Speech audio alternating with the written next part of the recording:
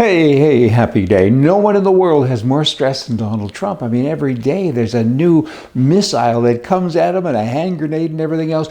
It's not nice. I mean, this guy, leave him alone so he can come out and help with the country. Maybe he should be Speaker of the House. He actually said today that, hey, I'll do that, anything to help my country. That would be fantastic. He could sit back there with that big gavel and every time Biden opens his mouth, bang, you're out of order. We need him. We need him in government somewhere. He's got vision. He's got great ideas. He's got chaos. Of course, he brings the worst out in all of the left-wing people. It was time. Before they kind of hid it inside, and it was time now that it came out. And he's been working at that for a couple of years, right? And they're doing everything they can to silence him and to get rid of him. And I guess they didn't realize who they were dealing with. This is some tough hombre. I mean, he just kind of keeps on. He's like that little rabbit with the batteries. Good for him. Hey, now, will it happen? I don't know that. We'll see. The Speaker of the House, what the heck is that anyway? He's third in line. She is third in line to be president. The office was established back in 1789, and they have a lot of power. They can hit that gavel as often as they like and make things happen, and they're very instrumental in the shaping of the message. They manage the message, and they're a big help. So I hope he does it. And he can still campaign to be president and become president. Historical stuff, but it'd be interesting to see.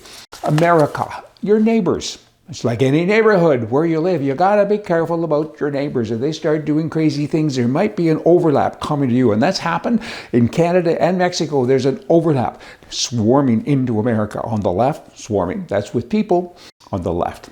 I meant to say on the south, maybe that's the same thing. On the left, which would be on the right side, which would be Canada, you have all this other stuff sneaking in there. Communism is just socialism in a hurry, and it's a step-by-step program.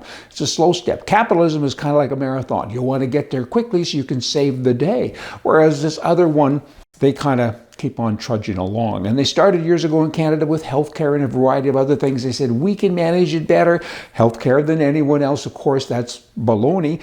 But they did, and now it's a mess. But they do that because it can be disguised as a humanitarian thing. They can disguise everything that they try to do. We could particularly press on that, of course, because they control it, and they do manage and control the message. And then they did it with healthcare, and then they did it with guns.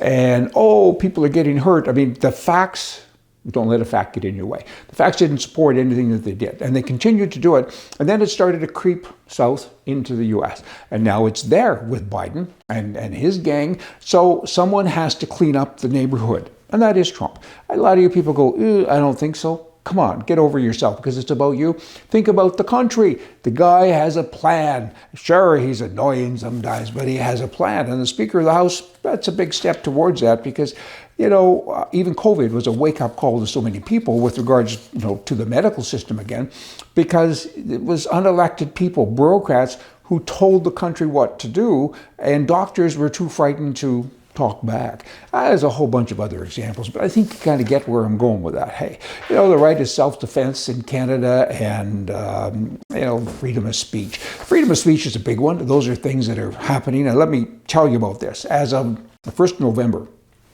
2023, if you're a podcaster, you have to register with the government, and they get to monitor your message. They own all of the press, basically, and what they don't own, like guys like me, they want to. And so they're going to watch and tell us what to say.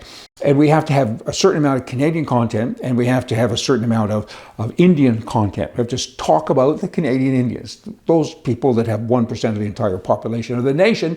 We have to watch what we say, and if we say anything that they don't agree with, they being the government agency, then we could find all kinds of things happen. So freedom of speech, it doesn't exist in Canada anymore.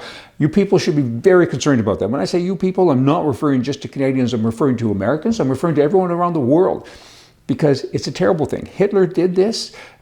There's other examples as well. And, it's the most repressive censorship that you can have. And they're managing the message. You have to say what I tell you to say, or you can't say it. Wow. Are you satisfied with that? It's a horrible thing. So how do we fix it? It's kind of like the anteater. Anteater was on Noah's Ark, and he was getting no satisfaction. He went up to the complaint department to Noah, and he said, "You're kidding me. You only brought 2 ants?" So, we got to fix the world. And Canada, Trump, someone has to fix the world, starting with Canada. Don't invade other countries, in Europe. Invade Canada maybe, but not with boomity boom. Invade them with common sense. Come in and help. We need help in Canada because it's a bloody disaster. Hey, maybe you won't even hear me say that because this might not even be allowed on the air. Maybe I'm good until November 1. We'll see. Good bloody grief. See ya.